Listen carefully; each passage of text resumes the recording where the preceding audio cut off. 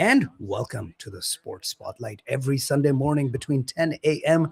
and noon, we get things cooking. And yes, right now, right off the bat, I know we're doing things a little differently. We're going to be covering all corners of the world, the wide world of sports. We will get to cricket. If you're tuning in, we usually start with cricket. We're going to get to that at about 11:30 today. I want to make sure that the match that's going on right now gets as close to completion as possible so that we can dive into that. But there is so much, I mean, so much to discuss in the world of sports. This particular day, today, there's so much going on. And for that, I would like to welcome my good buddy and a wonderful, wonderful sports mind, Patrick Shepard. Shep, good morning, man. How you doing? I'm doing really well. It's not often that one of my teams wins its championship. Good All morning, right. and how are you? Let's get to it. Let's get to it. All right. I hope the fans are ready for some soccer conversation and some maybe even a little bit of fan gloat. So Shep, take it away, man. Well deserved. So let's talk about Arsenal, what they did after almost more than 2 decades, I believe. Yeah, 22 years. It is the longest they have ever gone without winning a title since they won their first one way back in the early 20th century. Yep. So, it is so for context for people who don't follow every day. Arsenal in the 90s, especially late 90s, early aughts, were managed by Arsene Wenger. He had a great rivalry with Manchester United. Great Alex Ferguson, and they were the two best teams, right? Mhm. And they played contrasting styles, free flowing for Arsenal, a little bit more robust and physical for Manchester United. But then Chelsea was bought by Roman Abramovich, the oil tycoon, baron, whatever you want to call it, from Russia, and it changed the entire nature of the Premier League. And Arsenal couldn't keep up with the money. And then Manchester City was bought by Abu Dhabi, and no one can keep up with Not with the that nation money. state. Yeah, I mean, it's hard to outspend a nation state, especially when they hide what they're spending. And so Arsenal fell in the pecking order to where they, just finishing top four and getting a Champion League spot for fighting for Europe was considered a good season. And then at the end of Arsene Wenger's realm, they kind of fell apart. Emery couldn't do it. Who's now a good manager, helping Aston Villa to win the Europa League, which is the step down from the Champions League. Mhm. But and then Mikel Arteta, the former captain, takes over and begins a 7-year climb where they completely gut the old roster. There are 2 players left from the 25-man roster from 7 years ago. Wow.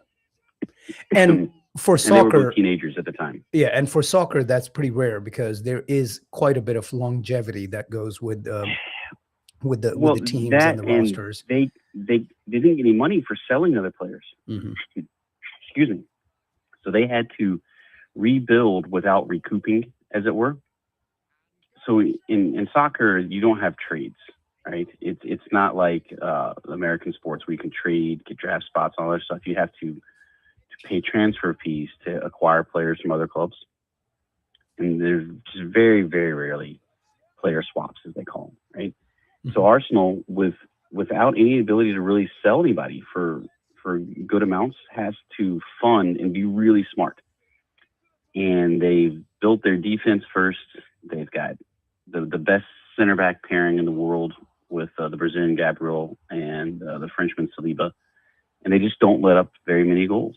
And what they achieved this season is not anywhere near a record points haul from the winnings, Mhm.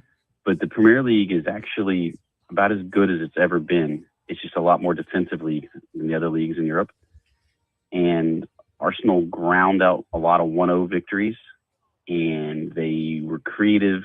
And so this might not mean a lot to you, Riz, but most of the teams that Arsenal play pack 8 men in the box then the box being the penalty box. Mhm. So they are constantly having to make it through a mass of bodies to even get a shot on goal. And so Arsenal found, all right, what we'll do is, since we're going to get a lot of corner kicks, we'll become the best team in the history of England at putting corner kicks into the goal. and that's what they did. That seems smart. And look, it is not always the prettiest, but right now the Premier League is not the prettiest because they have figured out in order to contend with these high octane teams like Manchester City, Arsenal to some degree, Liverpool when they're up and running, they have to have strong, athletic, physical defenses that just make it obscenely difficult to score, and then they have fast wingers who can hit you on the counter. And so the bottom of the league is actually as strong as it's ever been. So historically they had the big six, of which Arsenal was one. But now, because of the TV deals that the Premier League has, everybody's got money to have good players. They don't always have the rosters like City can put together where they can, compete across 4 different competitions. But what they can do is just make it really hard for you to beat them. And that's what they've done. And Arsenal, they built it. They showed patience because the first couple of years with Arteta were 8th place finishes, which is as low as Arsenal's ever finished in the 20-team Premier League. And most teams fire their managers after that. But they believed in the vision. They believed in the building. And with a game to spare, they can call themselves champions of England. And next weekend, they have a shot to be champions of Europe when they play another nation-state-owned team in Paris Saint-Germain. All right. So not being a big soccer guy myself, can you tell me how rare that is? The opportunity in front of them. So look, for English teams, it's rarer than it is for teams from Spain, Germany, or France. Mm-hmm. So the giants of Germany or Bayern Munich, they're going to win 9 out of 10 years in the league in Germany, right? And especially the last 20 years. Yep. That's what's going to happen. In Spain, it's either going to be Barcelona or Real Madrid that wins the league every year. Okay. And then in France, it's going to be PSG because, PSG can spend something like 8 times what their domestic competitors spend. All right. And so it's not rare for them to be playing for the double. Last year, PSG won the domestic cup, the domestic league, and the European Championship. It was the first time they won the European Championship because they finally reorganized around building a team as opposed to having a bunch of stars. They'd always had money and a good team, but they hadn't actually built for complementary parts, right? When you have money and you're smart, it's a lot easier to win, right? Yeah. And then Barcelona, Madrid are always fighting for it, and one of those two always wins the Spanish league. So City a few years ago won the Premier League and the Champions League. Liverpool won the Champions League without winning the English league. They played for it a couple times. It's really hard to do for the English teams because you have more English teams that can win the league, even with the financial dominance of City, than the other continental teams, which is not necessarily. Bayern Munich and Madrid and Barcelona, I'll give a pass for because at least they came by their wealth through decades or a century of growing their wealth through fan support. PSG just got bought by Qatar, so that's what that is. Once they got bought, no one can compete with them in France. All right. While we're on that topic, and this is, especially for the American sports fans we live in such a binary world when it comes to sports, right? You either win or your season's over and you're done. But in the Premier League, there's still, I believe today's the last day, but there's still a lot of drama, especially surrounding Tottenham and West Ham, where they're fighting for survival, even though a champion has already been crowned. Split screen on my computer right now. So this is, this is a kind of the feather in the cap for Arsenal fans emotionally, is that if Spurs lose today, Tottenham, and West Ham wins, Spurs get relegated to the Championship, which is the 2nd division of English soccer. So, which would be incredible. It would be like, the Boston Red Sox or something like that being sent down to AAA. Yep. Yeah. So from what I understand, only 6 of the founding clubs have never been relegated from the Premier League, and Tottenham is one of them. And they've not been relegated since the 70s, and that was before the Premier League formed. Mm-hmm. And Pretty insane stuff, but yeah, very interesting. Again, for an American sports fan, it's interesting to see how they've figured out a way to keep things interesting, even after a champion has already been crowned. Uh, and you have additional qualifications, so you have to be in the X top number of spots to make the European Champions League, right? mhm. And you have to be in the next couple slots after that to make the Europa League, and then which is also a pan-European league that they play during the season. So like a soccer team never has just one competition that they're in. And if you're in the top flight of England, you have, and you're one of the best teams, you have the Championship, you have the FA Cup, you have the Carabao Cup, and you have the league itself. So the FA Cup and the Carabao Cup are knockout tournaments where you have to win to advance. Mhm. It's kind of like your fantasy football team that you talked about in the fall. You had to win each week in order to keep staying in. Yep, the You have guillotine. the league where you play everybody twice. And then the Champions League is a combination of a league schedule, then a knockout. Like it's not a total league schedule, but it's a group schedule, as it were, and then a series of knockout rounds. Yep, crazy stuff. Well, thank Like, I you mean, for a ton of games.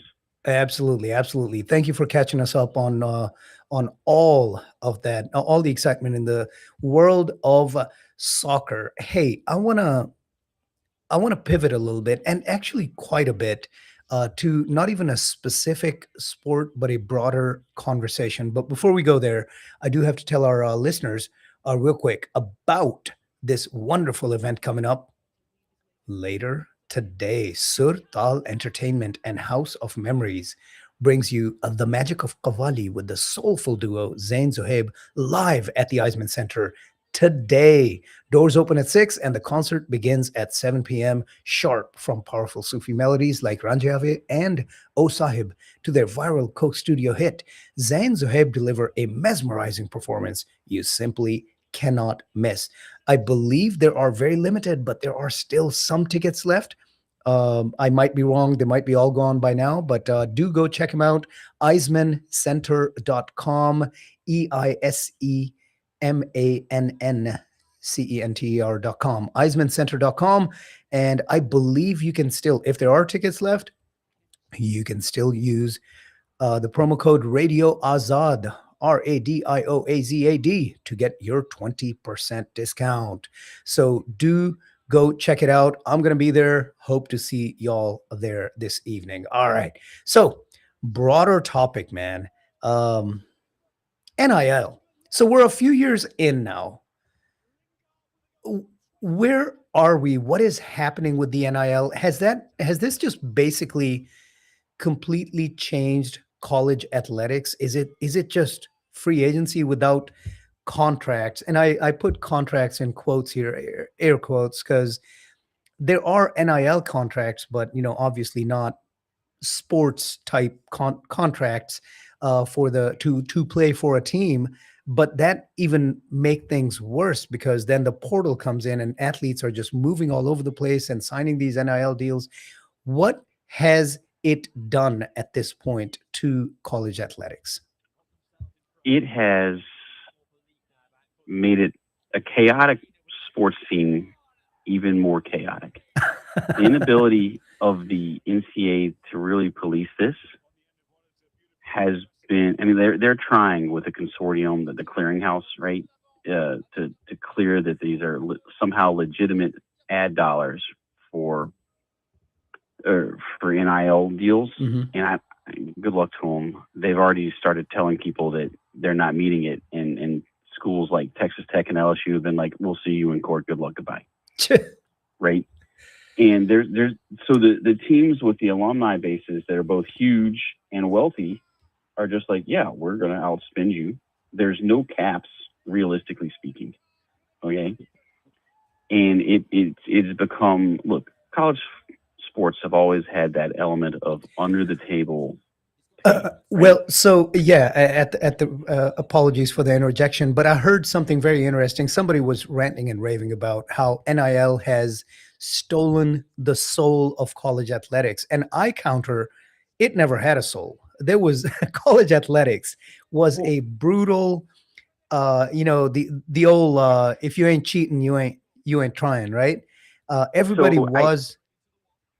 Go ahead. everybody was cheating, but there was, I actually always think of, and this is a wildly different subject, my old counterinsurgency manual, Mhm. where the goal was to not eliminate corruption in a society, but was to come up with a societally acceptable level of corruption. Okay. And previously, college sports, especially college basketball and college football, had kind of a high tolerance for what we would consider routine or within reason payments under the table. Yeah. Okay. NIL has taken that and just supercharged it. Like, to the point where the thing that kills me about this is you're just now allowed to pay people. They say you're not, but you really realistically Yeah. you're just allowed to pay people for play. And there are still teams breaking even these permissive rules. Okay. And that is the problem. Like, there was always at least a hint or a nod that there was, yeah, okay, Johnny may he gets a scholarship and he may get some extra cash to buy that, Thunderbird or whatever. Mm-hmm. But at the end of the day, he's there to play for the school and get a degree. That idea, even if it was a fiction, but at least people tried to uphold that idea, is It's just out the gone. door. Yeah. It's gone. It is deader than the dodo, and it has taken a lot of the charm away from college sports for me. Plus the lack of regionalism, because not everything's national because the market's national. Mm-hmm. And that has made things like, one of the reasons I like college sports is because of, our boys are more moral than their boys. They're going to beat them when they come from, the other side of the border, right? Yeah. That's just not true anymore. It's not our boys versus their boys, right? Or our girls versus their girls. It's who can we find and for the right price to come play for a year or two, and we'll renegotiate the contract while they still have eligibility, which the eligibility rules have become insane. The fact that Trinidad Chambliss got ruled eligible by that sleepy judge in Mississippi. I say sleepy, not sleazy, because the dude was literally sleeping during arguments, right? And we all knew he was going to rule him eligible because he's an Ole Miss booster, Mm-hmm. and that's what happened. Like, it just and Alabama did the same thing. Oh, well, right, with a basketball player. That and so, do you have 4 years to play, or is it 7, or is it however many your trial lawyers can keep you on the floor for, or the court, or the field, until you think you can make more money playing in the NFL? Yep. And that's really damaging. Like, last week, I think I said I was starting to really enjoy the NBA, the NFL, maybe at the expense of college football, Mm-hmm. and that's why. It's not that I don't like college anymore, the idea of college sports. It's just that it's completely different as a sport than what I grew up with. Yeah, and I don't want our listeners to think of this as this isn't the sport that it used to be, and get off my lawn type of thing. It's not. And I don't mind college players being paid. Like, I really don't. Yeah. I actually feel like they're overdue to get that TV money. And Right. I think that's what should be being shared with them. But the fans are being asked to pony up way more than the schools are being asked to share that TV money that they're making. Yeah, there's revenue share, but it's not the same. Yeah, I mean, for all intents and purposes, these are professional athletic leagues having nothing to do with the college. Just the athletic endeavor happens to take place on campus. That's what it's come down to. So it's definitely taken away from the rabid fanhood that the student base had with the sport. And don't get me wrong, I think because there was, despite the jokes, the athletes did go to class, so the students would see them in class. That's just not true anymore. Yep.